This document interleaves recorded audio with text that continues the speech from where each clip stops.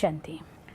Electricity അത് ഇലക്ട്രോൺസിൻ്റെ ഒരേ ദിശയിൽ ഒരു സ്ഥലത്തേക്ക് അതിശക്തമായി പ്രവഹിക്കുമ്പോൾ അതൊരു കമ്പിയിലൂടെ കടന്നു വന്ന് ഏത് സാധനത്തിലാണോ അതെത്തിച്ചേരുന്നത് അതിൻ്റെ പൊട്ടൻഷ്യലിനെ പല മടങ്ങായിട്ട് വർദ്ധിപ്പിക്കുന്നത് നമുക്ക് കാണാം. ഒരു ഉദാഹരണം പറഞ്ഞാൽ AC ഓണാക്കിയാൽ AC എന്നതായിരിക്കുന്ന ഒരു ഇൻസ്ട്രുമെൻറ്റിലേക്ക് കറണ്ട് വന്നുവെങ്കിൽ അത് ആ റൂമിനെ മുഴുവൻ തണുപ്പിച്ച് അന്തരീക്ഷത്തെ മാറ്റിമറിക്കുന്നത് കാണാം. ഹീറ്ററാണ് ഓണാക്കുന്നതെങ്കിൽ അത് ആ റൂമിനെ മുഴുവൻ ചൂടാക്കി മാറ്റുന്നത് കാണാം. ലൈറ്റാണ് ഓൺ ചെയ്യുന്നതെങ്കിൽ ആ സ്ഥലത്തെ മുഴുവൻ അന്ധകാരത്തെ ഇല്ലാതാക്കി പ്രകാശം കൊണ്ടുവരുന്നത് കാണാം.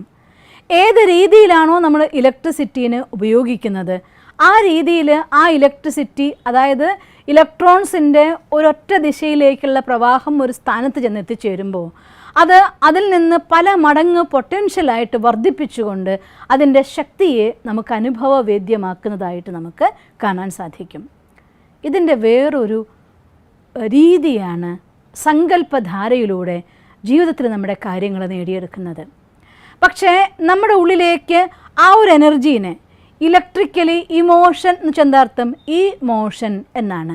ചാർജിലായിരിക്കുന്ന സങ്കല്പധാര ഒരേ രീതിയിലേക്ക് പ്രവഹിക്കുകയും ഒരു ലക്ഷ്യത്തിൽ തന്നെ പോയിട്ട് കോൺസെൻട്രേറ്റ് ചെയ്യുകയും ചെയ്യുമ്പോൾ, ഏകാഗ്രമാവുമ്പോൾ അല്ലെങ്കിൽ ഒരിടത്ത് ഒത്തുചേരുമ്പോൾ അതിനും ആ ഒരു സങ്കല്പത്തിന് ലക്ഷ്യത്തിന് പല മടങ്ങ് ശക്തിയോടെ പുറത്തേക്ക് കൊണ്ടുവരാനും തൻ്റെ പ്രാവർത്തികമാക്കിക്കൊണ്ട് ജീവിതത്തെ വിജയത്തിലേക്ക് കൊണ്ടുപോകാനും സാധിക്കും. പക്ഷേ ഇലക്ട്രിസിറ്റിക്ക് പവർ ഹൗസായിട്ടൊരു കണക്ഷൻ ഉണ്ടായിരിക്കും, ഒരു സ്വിച്ച് ഉണ്ടായിരിക്കും. ആ ഇൻസ്ട്രുമെൻറ്റിലേക്ക് ആഗ്രഹിക്കുമ്പോൾ സ്വിച്ച് ഓൺ ചെയ്ത് അതിനെ കടത്തിവിടാൻ വിധം അതിനെ കീപ്പ് ചെയ്യാനുള്ളതായിരിക്കുന്ന ഒരു സിസ്റ്റം. അതിലൂടെയാണ് ആ പവർ ഹൗസിൽ ഇലക്ട്രിസിറ്റി നമ്മൾ ഉപയോഗിക്കുന്നു. അത് നമുക്ക് തണുപ്പാണെങ്കിലും ചൂടാണെങ്കിലും വെളിച്ചാണെങ്കിലും കാറ്റാണെങ്കിലും തരുന്നു. അതുപോലെ നമ്മളും നമ്മുടെ സങ്കല്പധാരയെ പവർ ഹൗസായിട്ടുള്ള കണക്ഷനിലൂടെ ഡയറക്റ്റ് ലൈനിൽ നിങ്ങൾക്ക് ഓൺ ചെയ്യാൻ സാധിക്കുമെങ്കിൽ, അഥവാ ജീവാത്മ പരമാത്മ സംബന്ധത്തിൻ്റെ ശക്തിയിലൂടെ ആ പരമാത്മ ശക്തി എന്ന ഡയറക്റ്റ് കണക്ഷനിൽ നിങ്ങൾക്ക് നിങ്ങളെ ഓൺ ചെയ്യാൻ സാധിക്കുമെങ്കിൽ ഈശ്വരീയ ശക്തികളെ തന്നിലേക്ക് ആവാഹിച്ചുകൊണ്ട് സങ്കല്പത്തെ പൂർവാധികം ശക്തിശാലിയാക്കിക്കൊണ്ട് ഏതൊരു കാര്യത്തിന് നിങ്ങൾ ഉപയോഗിക്കാൻ നിങ്ങൾ ശ്രമിക്കുന്നെങ്കിലും ആ കാര്യത്തെ ജീവിതത്തിൻ്റെ സത്യമാക്കി നമുക്ക് മാറ്റാൻ സാധിക്കുന്നതേ ഉള്ളൂ. പക്ഷേ ആ ഒരു സ്വിച്ച് ഓൺ ചെയ്യാൻ വേണ്ടതായിരിക്കുന്നു സ്വിച്ച് എന്താണ്? പവർ ഹൗസുമായിട്ട് കണക്ട് ചെയ്യാൻ വേണ്ടതായിരിക്കുന്ന സ്വിച്ച് എന്താണ്? ഒന്നാമത്തെ സ്വിച്ചാണ് നമ്മുടെ സ്മൃതി അഥവാ ഓർമ്മ. പക്ഷേ ആ സ്വിച്ച് ഓൺ ചെയ്യണമെങ്കിൽ വേറൊരു സ്വിച്ചിൻ്റെ മെയിൻ ഹൗസിൻ്റെ കറണ്ടിനൊക്കെ കൊണ്ടുവരുന്ന മെയിൻ സ്വിച്ച്, ആ മെയിൻ സ്വിച്ച് ഉണ്ടെങ്കിൽ ഈ സ്മൃതി അഥവാ ഓർമ്മയാകുന്ന സ്വിച്ച് നമുക്ക് ഓൺ ചെയ്യാൻ പറ്റൂ. ആ മെയിൻ സ്വിച്ചിൻ്റെ പേരാണ് കറേജ് അഥവാ ധൈര്യം. ജീവിതത്തിൽ ആർക്കും എന്തും നേടിയെടുക്കണമെങ്കിൽ അതിന് വേണ്ടതായിരിക്കുന്ന അളവിലൊരു ധൈര്യം കാണിച്ചാലേ പറ്റൂ. ഇന്നത്തെ ലോകത്തിൽ മനുഷ്യന്മാരുടെ ജീവിതത്തിൽ നോക്കിയാൽ രാവിലെ മുതൽ രാത്രി വരെ മെഷീനെ പോലെ ഓടിക്കൊണ്ടിരിക്കുന്ന ഒരു ലോകത്താണ് നമ്മൾ മൂവ് ചെയ്യുന്നത്. പണ്ടത്തെ അതേ സമയം 24 മണിക്കൂർ നമുക്കുണ്ടായിട്ടും ആ 24 മണിക്കൂറിനെ പല മടങ്ങ് സ്പീഡായിട്ട് ഉപയോഗിക്കാനുള്ള സാധനങ്ങളുടെ സഹയോഗം നമുക്കുണ്ടായിട്ടും ആ സമയത്തെ പ്രോപ്പറായിട്ട് ഉപയോഗിക്കാൻ നമുക്ക് സാധിക്കുന്നില്ല.